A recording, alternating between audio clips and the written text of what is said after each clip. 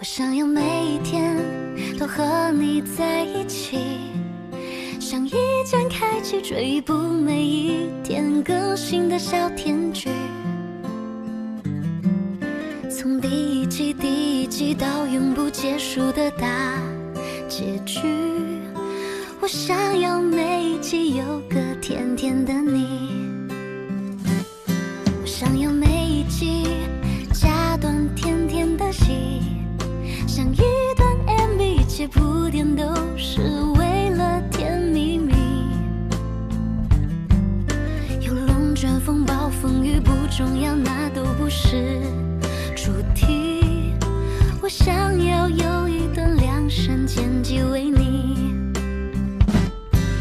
你的调皮可爱被我无限放大，精准的捕捉到你的小情绪，跟随着你的脚步此起彼伏在梦里。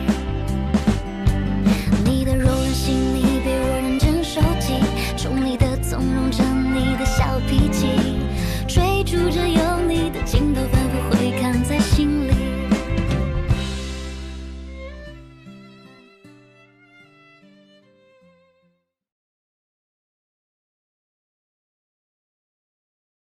guess करो यांग हुआ ने हैंगली कब छोड़ा होगा?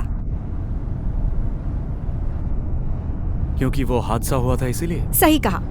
इससे ये पता चलता है कि सारे के सारे फसादों की जड़ यांग हुआ ही है, क्यों है ना? तुम क्या कहते हो? हाँ, हो सकता है। क्या मतलब हो सकता है? सच तो हमारे सामने ही है ना?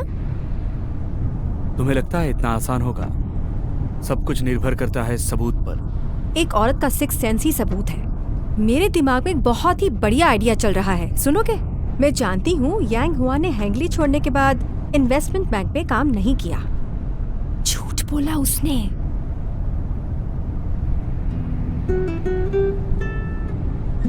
बस इतना ही?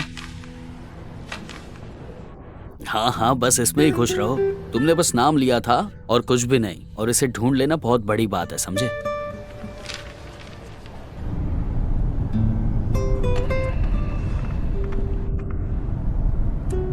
तुम्हें लगता है किंची जानती है कि यांग हुआ उससे सच छुपा रहा है?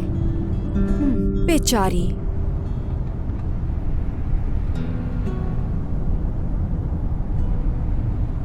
हम कहाँ जा रहे हैं? तुमने खाना नहीं खाया ना, डिनर पर जा रहे हैं। अब भूख लगने लगी है। हम क्या खाने जा रहे हैं? कुछ हेल्दी खाएंगे। जुनहुई, you're the best.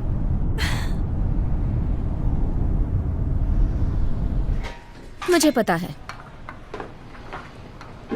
दुनिया में ऐसी कोई परेशानी नहीं जो मैलातंग पीने से खत्म ना हो। तो अगर एक से काम ना बने तो तुम दो पियो, समझे? हेलो, अंदर आइए। आइए बैठिए। बताओ। मिस किन, क्या इत्तेफाक है? अरे मिस्टर यांग भी यही हैं। आपकी तो तबीयत खराब थी ना, सूप पीते ही ठीक हो गया।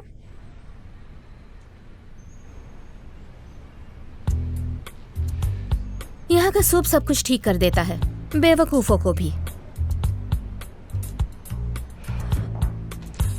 मिस किन, तुम्हारे जाने के बाद मिस्टर वैंग ने तुम्हारे पति के बारे में हम सबको काफी बातें बताई। तुम्हारे पति शायद तुम्हें ये बातें ना बताएं, लेकिन अगर आप मुझे आज ट्रीट दें तो शायद मैं आपको ये सारी बातें बता दूं।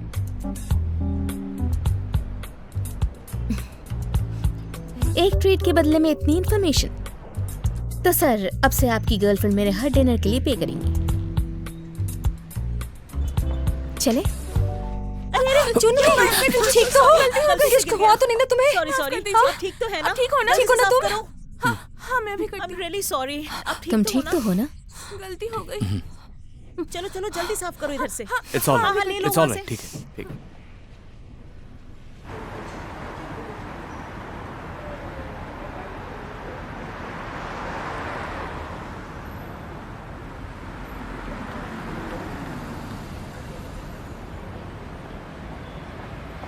दर्द हो रहा है क्या? चलो। मेरी गाड़ी से हॉस्पिटल चले जाइए। कोई जरूरत नहीं। मैं इस एरिया को जानती हूँ, हम जल्दी पहुँच जाएंगे। तुम इससे प्लीज दूर रहो।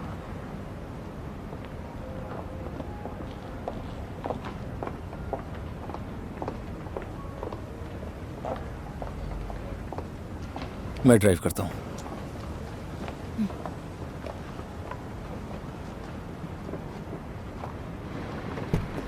ध्यान से।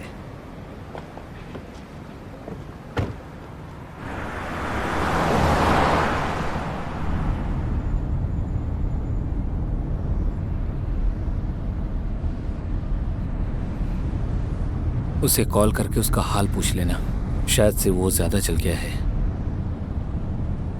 इसकी कोई जरूरत नहीं है, वैसे भी हम कल मिलने ही वाले हैं।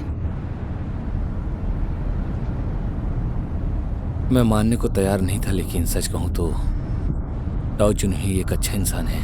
अगर तुम दोनों की शादी हो जाती तो शायद से तुम उसके साथ खुश भी रहती।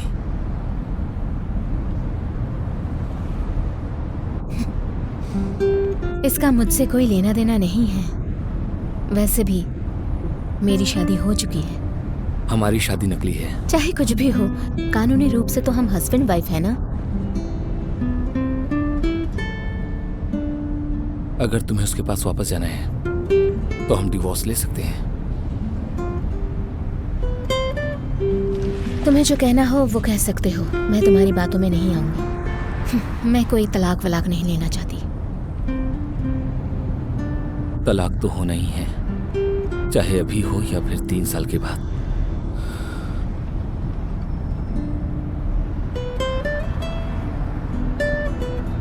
आज के बाद शायद से वो मेरे रेज्यूमे पे शक करेंगे और इसका असर तुम पे भी जरूर पड़ेगा। तो क्या? ठीक है, मैं समझ गई।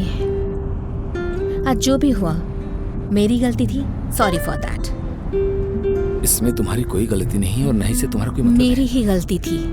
मैं अपने एम्बिशन के लालच में इतनी मतलबी हो गई और तुम्हें डिनर पर ले गई और उससे मिलना पड़ा जिसे तुम देखना भी नहीं चाहते। मैं जानती हूँ ये मेरी गलती है, फिर ऐसा नहीं होगा। मैं फिर कभी तुम्हें ऐसी सिचुएशन में नहीं डालूंगी। बस इस बार के लिए मुझे माफ कर दो। माफी मांगने की जरूरत नहीं है, और वैसे भी इसमें माफ करने जैसा कुछ नहीं है, क्योंकि जिस दिन मैंने तुम्हें पहली बार देखा था मैं समझ गया था कि तुम एक एम्बिशियस लड़की हो। कितनी भी मुश्किलें आ जाए पर तुम कभी भी हार नहीं मानोगी, तुम फिर भी आगे बढ़ती रहोगी। मैं तुमसे और ताऊ जुनही से नाराज नहीं हूँ। तो फिर क्यों तुमने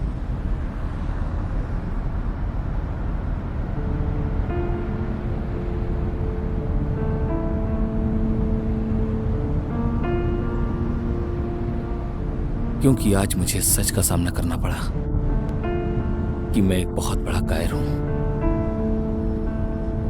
मैं सच में कायर हूं।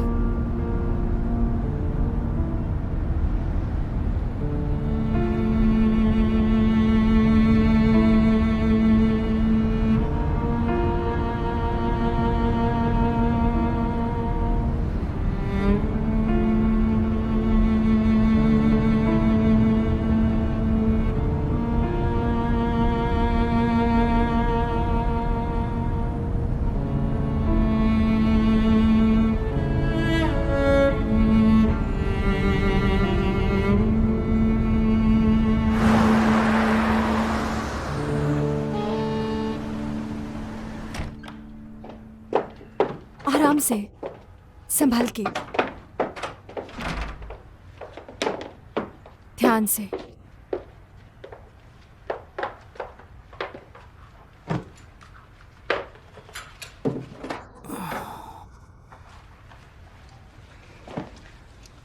मैं करती हूँ।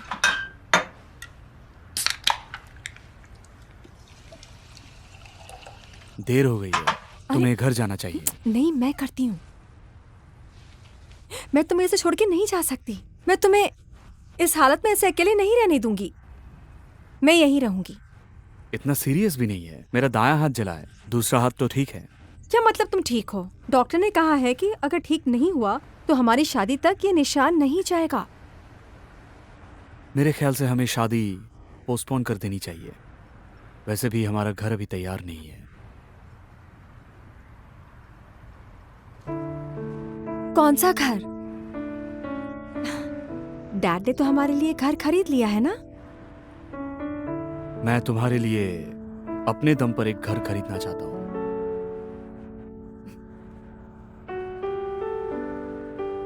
मुझे पता था तुम नाराज होंगे। मैं नहीं हूं। इतनी छोटी सोच नहीं है मेरी कि मैं तुमसे नाराज हो जाऊं। हो तुम नाराज। तुम तब से गुस्सा हो जब तुमने वो प्रीनअप एग्रीमेंट साइन किया है। जुनहुई, चिंता मत करो। दरअसल बात यह है कि डैड को मैंने ही कहा था वो घर खरीदने के लिए। जब हम शादी करेंगे तो मैं तुम्हारा नाम प्रॉपर्टी में जोड़ दूंगी, है ना? जरूरत नहीं, अपना नाम ही रहने दो। क्या मतलब है तुम्हारा? मैं करूंगी, करने दो मुझे। एक बात कहूँ जुनहुई, जो मेरा है वो तुम्हारा है। मैं तुम्हें सब दे सकती हूँ और मुझे कुछ भी नहीं चाहिए। मेरे पास कुछ भी नहीं होगा तुम फाइन।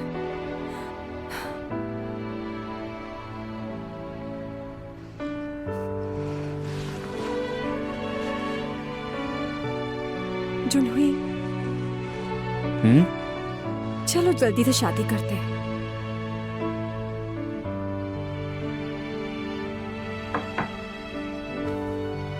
फेफे, हम शादी करेंगे।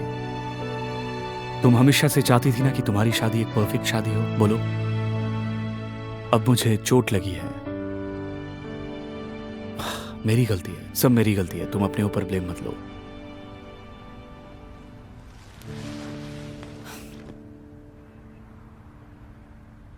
मैंने सोच लिया है, अब मैं किंशी को शेंगन हुई में नहीं रहने दे सकती। फेफे, तुम जितना मुझे रोकोगे उतना ही मैं उससे नफरत करूंगी। उसकी वजह से इतना परेशान होना क्या सही है? किंशी शादीशुदा है। शादीशुदा नहीं होती तो? ये बात का कोई मतलब नहीं है। इसका मतलब कैसे कुछ नहीं है?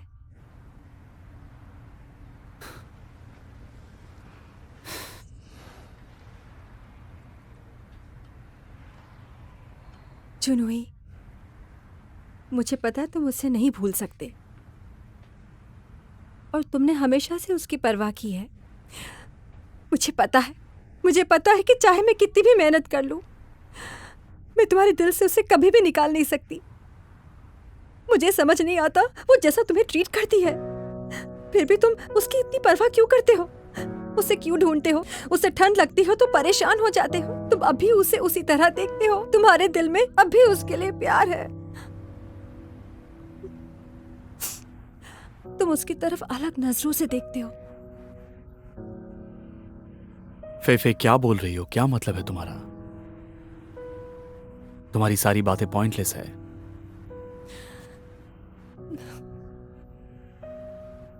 क्यों मतलब नहीं है? तुम नहीं जानते मैं किस बारे में बात कर रही हूं।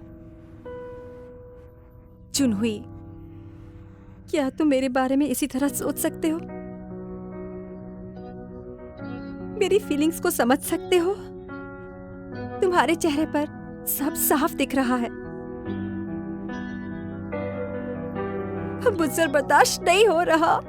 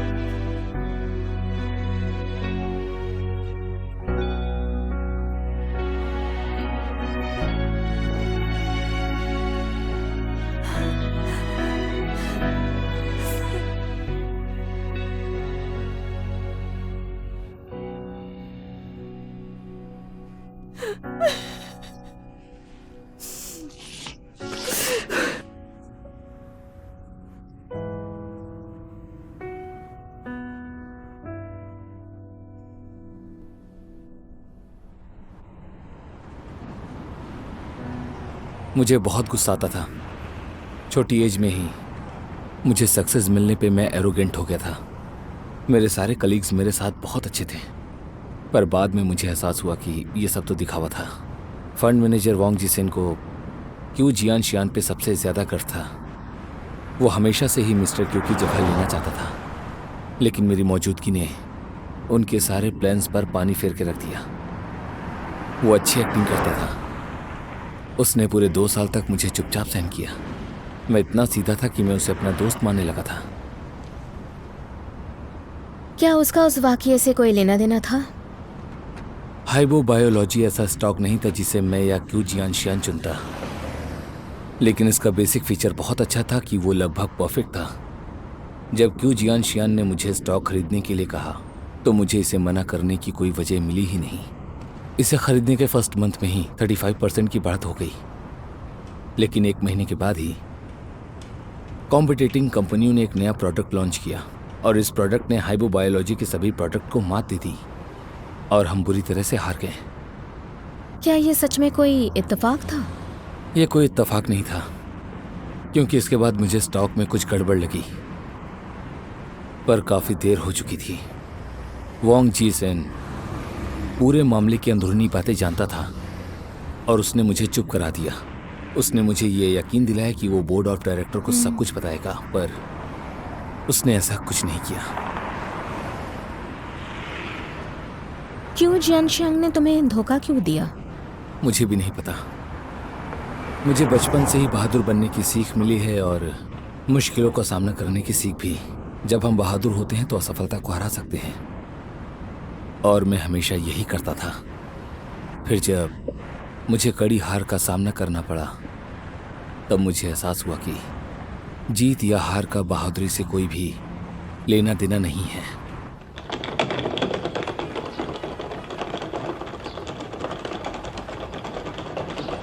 हुआ, तुम वापस आ गए बेटा। अच्छा हुआ तुम वापस आ गए। दो, मुझे सामान दे दो। यांग, यांग, देखो हुआ वापस आ गया। जब मैं कनाडा से वापस आया तो मैंने 2 महीने तक घर पे ही आराम किया। मैंने फिर अपना रिज्यूमे भेजा ताकि मुझे नौकरी मिल सके, लेकिन कोई भी कंपनी मुझे काम पे नहीं रखना चाहती थी। क्यों जियानशियान ने वही किया जो उसने वादा किया था। अगर मैंने उसे छोड़ दिया तो मैं इस इंडस्ट्री में कभी रह नहीं पाऊंगा। पर आपको ये बात तभी समझ आती है जब आपको एक बहुत बड़ा झटका लगता है और परेशानियां शुरू होने लगती हैं। मैंने अपना बाल और वजन दोनों खोना शुरू कर दिया। मैंने 1 महीने तक घर से बाहर कदम भी नहीं रखा। तब मुझे एक बात पता चली कि जहां भी आप गिरते हैं आपको वहीं रुक जाना चाहिए। जब आप निराश हो जाते हैं तो अपनी शारीरिक ताकत को बचाएं और बेवजह गुस्सा मत करें।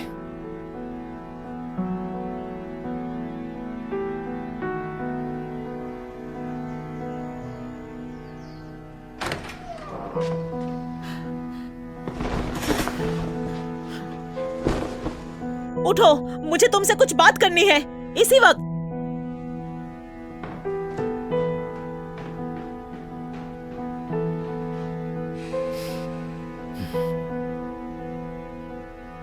तुम कब तक घर पर इस तरह बैठे रहोगे? तुमने अपने कमरे की क्या हालत बना दी है? तुम्हें आखिर हुआ क्या है? क्या करना है? और कब तक तुम ऐसे बेकार बैठे रहोगे घर पे? आराम से बात करो, चिल्लाओ मत।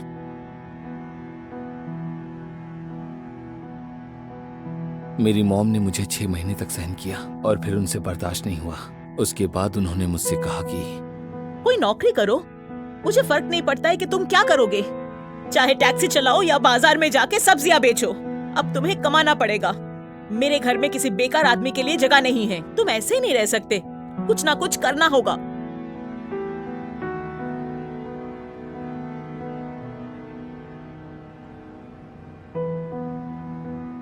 ऐसा नहीं होगा। आज के बाद से मैं अपने सारे खर्चों का इंतजाम खुद ही करूंगा। मैं नौकरी नहीं करूंगा लेकिन फिर भी कमाऊंगा। आपको मेरा ख्याल रखने की कोई जरूरत नहीं है। मैं बस चाहता हूं कि आप मेरी चिंता करना बंद कीजिए और अपना ख्याल रखिए।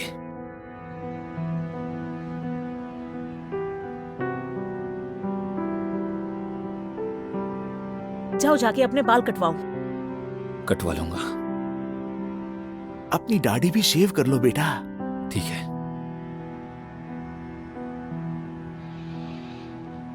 अगर और कुछ नहीं कहना है तो क्या मैं अपने कमरे में जाऊं?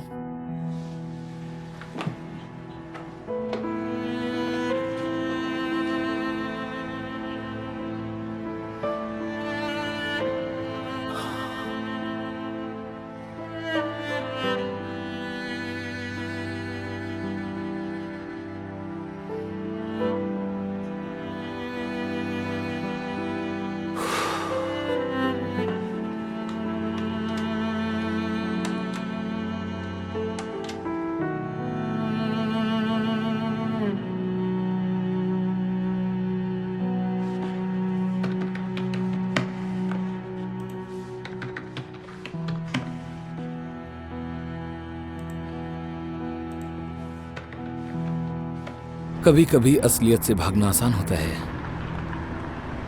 जैसे ही हम अपनी हार मान लेते हैं, हमें इस बात का विश्वास हो जाता है कि हम एक बुरे इंसान हैं, क्योंकि हम इतने गिर चुके हुए होते हैं कि दूसरों से मिली बेइज्जती भी बुरी नहीं लगती। लेकिन शायद मैं गलत था, क्योंकि तुम्हारी नाकामी समय के साथ कभी खत्म नहीं होती है और ये आपके दोबारा खड़े होते ही आपको फिर से मौका जरूर देती है। तुम्हें नहीं लगता कि मुझ में बहुत सब्र है?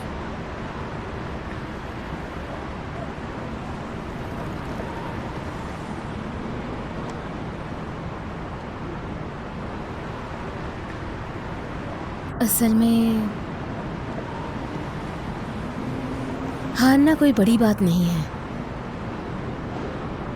जिंदगी में सभी हारते हैं। वैसे क्या ये गलत बात है कि अगर मैं किसी को बहुत ही ज्यादा पसंद करता हूं तो? ये तुम क्या कह रहे हो? मुझ में कोई खास बात नहीं है। मैं तुम्हारा ध्यान रखूंगी। अगर तुम मेरे पति की बुराई करते रहोगे तो मैं नाराज हो जाऊंगी।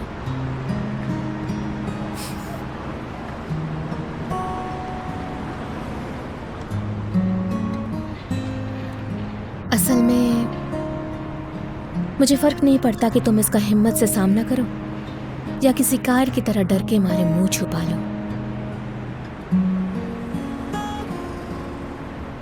तुम्हें पता होना चाहिए कि अब हम दोनों साथ हैं। मुझ पे भरोसा कर सकते हो। अब से हम मुसीबतों का सामना करेंगे तो मुश्किलें दूर हो जाएंगी। दो लोग एक साथ इसीलिए तो होते हैं, तुम्हें नहीं लगता?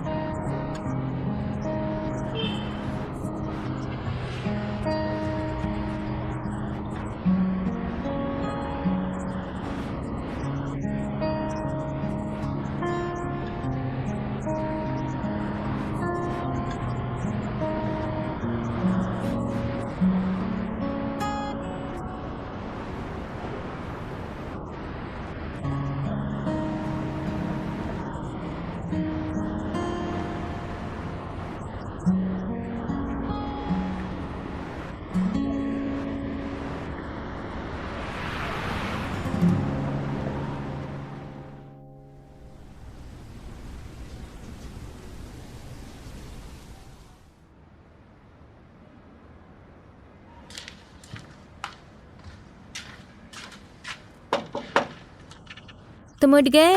नाश्ता तैयार है, आ जाओ।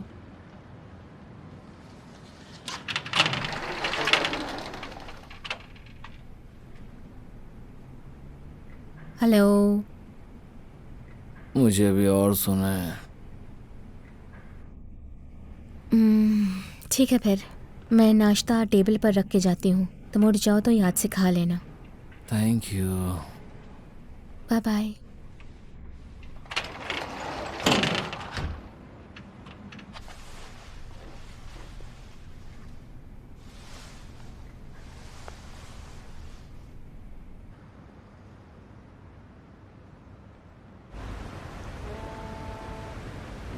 मेरे ख्याल से यंग हुआ का मूड आज खराब है। हो सके तो उसका ख्याल रखना। किंशी प्लीज कम ऑन यार, हर कोई मायने रखता है। मेरे पास भी बहुत काम है, मेरा कौन ख्याल रखेगा वो तो बताओ। हाँ काइलियांग, लड़की होने के नाते मैं जानती हूँ कि यंग हुआ के साथ तुम्हारी दोस्ती कितनी गहरी है। तुम वहाँ जाना चाहते हो क्या? हाँ, डोंट वरी मिस्किन। और सुनो, जब आपके पति आज काम पर आएंगे तो मैं अपनी बीवी की तरह उसका अच्छे से ख्याल रखूंगा, ठीक है? वो आज काम पे नहीं गया? अरे तुम दोनों एक साथ रहते हो तो मुझे कैसे पता कि वो कहाँ है? चलो चलो चलो चलो चलो। Side side side side side दे दो। आप ठीक हो? हाँ मैं ठीक हूँ, थैंक्स।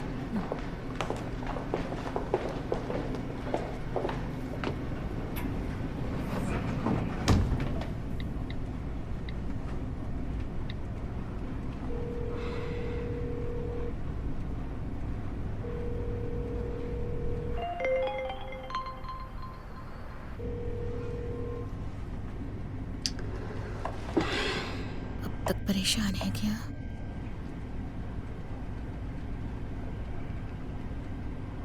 ज्यादा मत सोचो, मैं बाहर से खाना मंगवा लूंगी।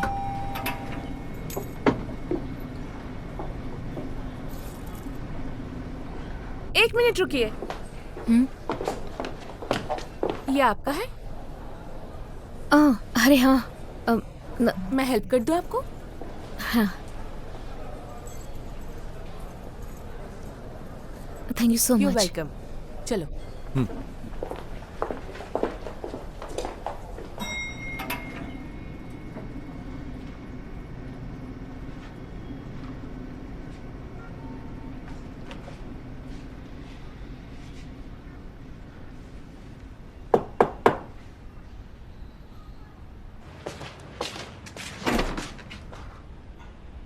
डैड, आप यहाँ कैसे? ये क्या है?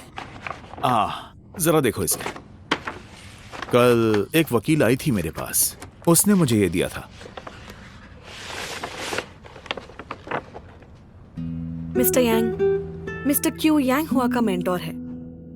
उनके बीच पहले भी बहुत झगड़े हुए थे, लेकिन मिस्टर क्यू ने उस समय यांग हुआ की मदद करने की पूरी कोशिश की और आज तक भी मिस्टर क्यू को लगता है कि यांग हुआ उनका सबसे बेहतरीन स्टूडेंट है। और इस मामले में सिर्फ यांग हुआ ही उनकी मदद कर सकता है। यांग हुआ दिल के बहुत अच्छे हैं। यकीनन वो ये नहीं चाहेंगे कि उनके मेंटोर अपनी बाकी की जिंदगी जेल में बिताए, क्यों है ना? क्यों नहीं? वो क्यों नहीं कर सकता? मिस्टर क्यू में अभी भी मेरे बेटे यंग हुआ से मदद मांगने की हिम्मत है? उन्होंने ऐसा बोला भी कैसे?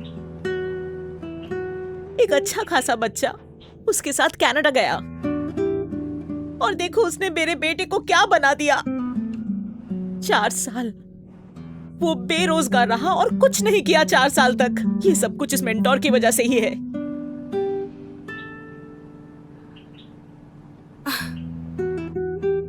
यांग हुआ ने 4 साल से काम नहीं किया? ये कैसे हो सकता है aunty?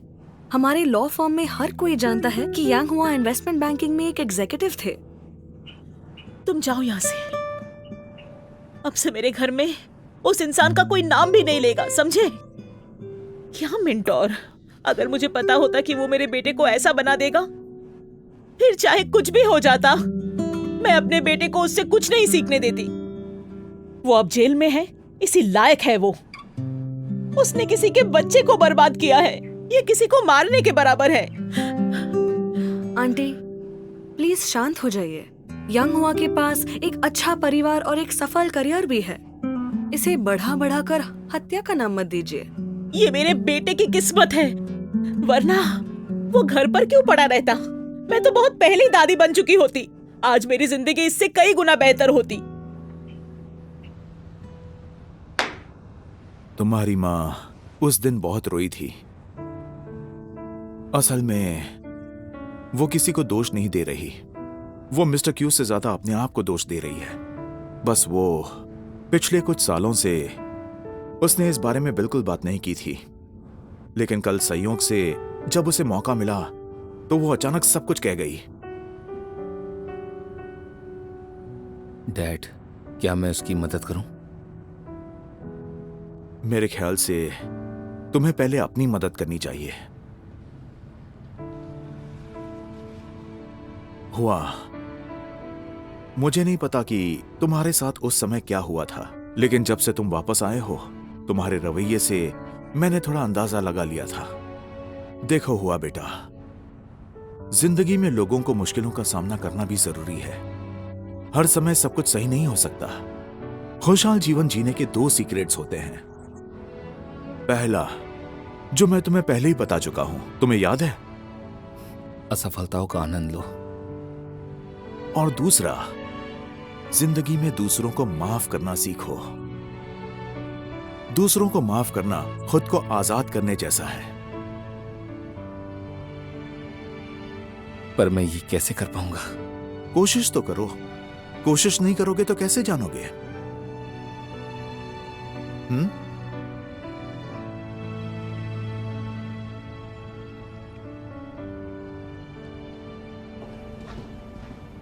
Hello. Hello mister Tao. Hello miss Yao. Hello. मैं याओ याओ, आपसे मिलकर अच्छा लगा। मैं उस दिन ड्यूटी पर थी जब मिस ही डोंगना ने चेक इन किया। हेलो मिस याओ। बातचीत शुरू होने से पहले मैं आपको बता देना चाहता हूँ कि हम जो भी यहाँ पर चर्चा करेंगे वो सारी बातें रिकॉर्ड की जाएगी और फ्यूचर में इसका आपके खिलाफ इस्तेमाल भी किया जा सकता है। क्या अब आप बातचीत जारी रखना चाहेंगे? जी हाँ।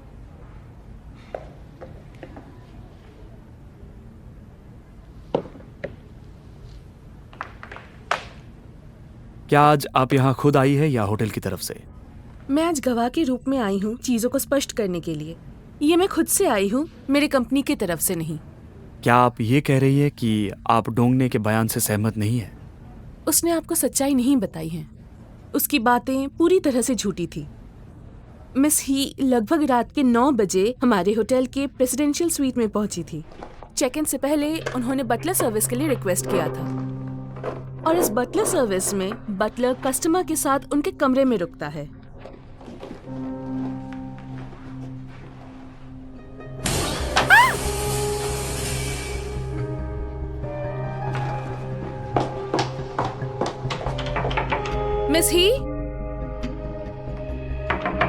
मिस ही क्या आप अंदर हैं? मैं अंदर आ रही हूँ।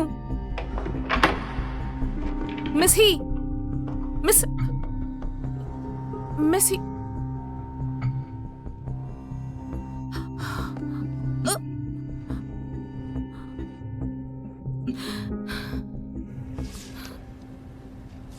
बाथरूम में इतने सारे तौलिए क्यों थे? मिस ही ने ही इतने सारे टाल मंगवाए थे। उन्हें शक था कि होटल के बाथरूम में कैमरे हो सकते हैं, इसलिए उन्होंने उन टाल से उन जगहों को ढक दिया था जहां उन्हें शक हो रहा था। मिस ही ने कहा था कि वो नहा रही थी जब कांच टूटा था, लेकिन जो मैंने देखा उसके हिसाब से वो पूरे कपड़ों में थी और नहा नहीं रही थी। लेकिन पॉइंट ये नहीं है। सच ये है कि उन्हें चोट लगी थी। ये भी एक सच है कि मिस ही को होटल से बाहर निकाल दिया गया था। ये सच है कि मिस ही हमारे होटल में घायल हुई थी और हमने कई बार उनसे कहा था कि हम इसके लिए जिम्मेदारी उठाने के लिए तैयार हैं, लेकिन मिस ही ने इनकार कर दिया था। इसके अलावा हमने उन्हें उस वक्त बाहर नहीं निकाला। वो खुद तुम क्या कर रहे हो? छोड़ो मुझे, छोड़ो। मेरे असिस्टेंट से बात करो कि मुझे यहाँ से ले जाए अभी, जल्दी। शांत हो जाइए, मैं आपको हॉस्पिटल लेके जाती हूँ। पहले मुझे मदद करने दीजिए। संभाल के बाहर निकलो। मिस ही उस वक्त बहुत घबरा गई थी। हम उन्हें शांत करने की कोशिश कर रहे थे। असल में हमारा होटल भी उन्हें फौरन मेडिकल सर्विस दे सकता था, लेकिन मिस ही ने ही हमारी मदद से इनकार कर दिया। उन्होंने हमारे स्टाफ को खरोचा और काटा और हमसे बेवजह मांगे भी की। जैसे वो चाहती थी कि हम एक हेलीकॉप्टर भेजें। वो लोकल या डोमेस्टिक मेडिकल सर्विस नहीं चाहती थी। वो चौपर से विदेश जाना चाहती थी अपने पर्सनल डॉक्टर को दिखाने। हॉस्पिटल ले जा रहे हैं। हॉस्पिटल? कौन सा हॉस्पिटल? मुझे विदेश के अस्पताल जाना है। क्या तुम मुझे मारने की कोशिश कर रहे हो? मिस ही, अभी आपको बाहर नहीं ले जा सकते हैं। हम आपको यहाँ के सबसे अच्छे हॉस्पिटल ले जाएंगे ताकि आपका घाव पहले ठीक किया जा सके। मैं वहाँ नहीं जाऊंगी। ड्राइवर, गाड़ी रोकिए। मिस ही, शांत हो जाइए। ड्राइवर, मैं नहीं जाऊंगी। नहीं है, ऐसा मत कीजिए। ड्राइवर, गाड़ी रोको। बात सुनिए, मत कीजिए ऐसे।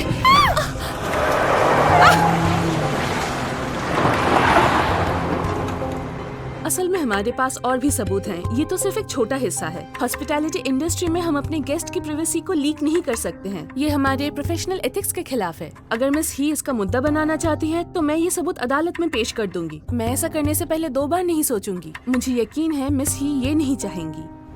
असल में होटल और मैं दोनों इस घटना की जिम्मेदारी उठाने के लिए तैयार हैं जो मिस ही ने होटल में एक्सपीरियंस की थी।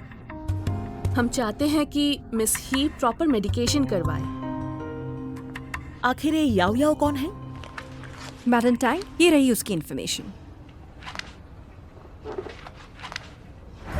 याओ 19 साल की है, तलाकशुदा एक 5 साल के बेटे के साथ। पहले वो एक एयरलाइन कंपनी में फ्लाइट अटेंडेंट के रूप में काम करती थी। एयरलाइन छोड़ने के बाद वो एक होटल में क्लर्क की नौकरी करने लगी। अब वो एक होटल में मार्केटिंग मैनेजर है। उसने नीदरलैंड के इंटरनेशनल बटलर अकेडमी से डिप्लोमा हासिल की है। उसके पास वाइन टेस्टर का 4 ग्रेड सर्टिफिकेट है। बहुत खूब, वो ग्रेड 4 है। उसने सिर्फ शराब पर ही 10 लाख से ज्यादा यौन खर्च कर दिए हैं। याओ की असली जिम्मेदारी होटल के मेहमानों की देखभाल करना, और इन मेहमानों की स्टेटस बहुत ही ऊंचा है। ये वीआईपी हैं। पिछले 6 महीनों में याओ के खिलाफ 4 या 5 शिकायतें आई हैं। ये सभी तब हुई है जब दोनों पक्षों के बीच मतभेद थे। याओ ने होटल स्टाफ का समर्थन किया और इसके वजह से कस्टमर खुश नहीं थे। शिकायतों के बाद भी अगर वो फ्रंट लाइन पर काम कर रही है तो इसका मतलब है मैनेजमेंट उसे बहुत मानता है। जरूरी नहीं है। याओ ने होटल के साथ एक लॉन्ग टर्म कॉन्ट्रैक्ट साइन किया है और होटल ने उस पर काफी पैसे खर्च किए हैं।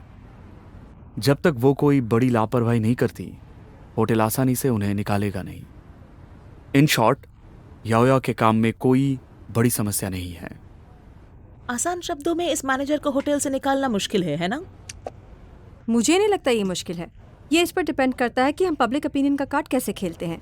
मैंने पहले ही जांच कर ली है। याओ का परिवार शुरू से ही गरीब था। उनका बचपन खुशहाल नहीं था। उसकी मॉम एक सिंगल पेरेंट थी और उनकी तबीयत भी बहुत खराब रहती थी। उनकी जिंदगी को किसी हद तक एक सफलता की कहानी कह सकते हैं। उन्होंने शादी करने के लिए एयरलाइन कंपनी छोड़ दी। उन्होंने एक अमीर परिवार में शादी की है। इस शादी ने उन्हें बहुत अमीर बना दिया। हालांकि उनकी शादीशुदा जिंदगी खुशहाल नहीं थी। 2 साल बाद उनका तलाक हो गया। द यांग होटल अभी भी हमारा मेन फोकस है। अगले कुछ दिनों में कई पब्लिक ओपिनियंस बनाई जाएंगी और ये मोस्टली नेगेटिव न्यूज होगी। तो मेरा करंट प्लान अभी ये है कि हम अपनी जानकारी मीडिया के साथ धीरे धीरे शेयर करें। हम लगातार दबाव डालेंगे ताकि प्रॉब्लम जल्दी सॉल्व हो जाए। आपकी क्या सोच है? मुझे लगता है कि हमें और बचकर रहना चाहिए, क्योंकि एक बार मीडिया कंट्रोल से बाहर हो गई तो हमारे लिए बहुत बुरा हो सकता है। पब्लिक ओपिनियन एक 2धारी तलवार है। हमारे पास ठोस सबूत भी नहीं है। ये केस हमारे लिए बैकफायर भी कर सकता है। इसलिए उन पर पर्सनल अटैक करना मेरे हिसाब से सही नहीं रहेगा। दोनों पक्षों के बीच उस दिन जो घटना घटी है उसको लेकर लोगों में बड़ा विवाद हो सकता है। होटल ने जो कार्रवाई की वो बिल्कुल भी सही नहीं था, और क्योंकि हमारा क्लाइंट एक पब्लिक फिगर है तो उन्हें जनता का प्यार और पब्लिक सपोर्ट भी मिलेगा। लेकिन हमें अपना ध्यान इस घटना पर वापस लाना चाहिए। और हमारे इस मामले का कंट्रोवर्शियल पॉइंट ये है कि क्या हमारी क्लाइंट होटल में तब घायल हुई थी या नहीं हुई थी। यहाँ पर और एक सवाल उठता है कि क्या होटल ने तुरंत मेडिकल मेजर्स लिए थे। इसके आंसर्स हमें अभी तक पता नहीं चला है। हमारे पास इस कहानी के 2 वर्जन्स है, तो हमें किस पर विश्वास करना चाहिए? हमें हमारे क्लाइंट पे भरोसा करना चाहिए। आखिर हम उसके वकील जो ठहरे। असल में इस मामले में चाहे क्लाइंट सच बोल रही हो या झूठ, इसका हमसे कोई लेना देना नहीं है। एक वकील ये फैसला नहीं कर सकता। हालांकि हमें क्लाइंट को ये बताना ही होगा कि अगर वो सच बोलेगी या झूठ तो उसका फैसला उस हिसाब से होगा। हम सिर्फ एडवाइस दे सकते हैं। बेशक आखिरी डिसीजन तो क्लाइंट का ही होता है। हमें तो बस सुनना है और उसी बेसिस पर हमें क्लाइंट की कानूनी कार्रवाई में मदद करनी है। ये सही है, लेकिन मैडम टैंग, मेरा मानना ये है कि हमारे जो क्लाइंट है इस मामले में सिर्फ एक क्लाइंट नहीं है। आपको क्या लगता है कि मैनेजर याओ के पास पक्के सबूत होंगे? मुझे तो नहीं लगता। अगर उसके पास सबूत होते तो वो उसे मीडिया को दे देती। वो उसे छुपा के नहीं रखती। अब जब दोनों पक्षों के पास किसी तीसरे पक्ष की गवाही नहीं है तो इसमें केवल 50-50 चांसेस हैं। हाँ मिस्किन, मिस्टर ज़ांग जल्दी वुहान चले गए, इसीलिए ये ऑफिस अब आपका है। तो कैसा लग रहा है आपको? मैं झूठ नहीं बोल रहा था, है ना? कैसा है? एकदम मस्त है ना? आप सेटिस्फाई तो है ना? ठीक ठाक है। ठीक है, आपको अच्छा लगना चाहिए। आप काम कीजिए, कुछ काम हो तो मुझे बता देना।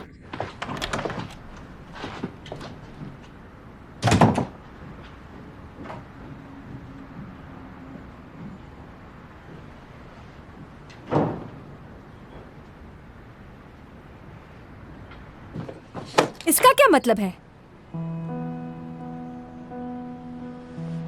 क्या हुआ फेफे? गुस्से में हो क्या?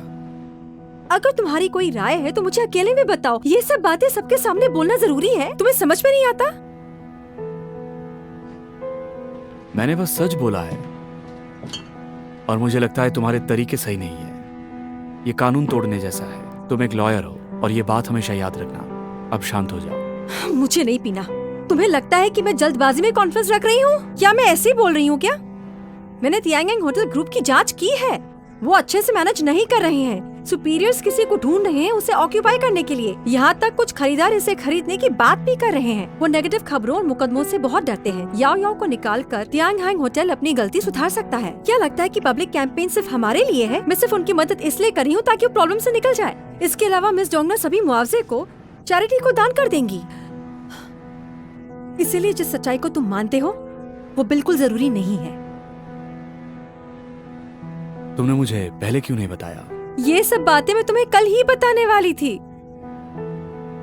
ठीक है, गुस्सा मत करो। मुझे सच में नहीं पता कि आखिर मैं क्यों कर रही हूँ।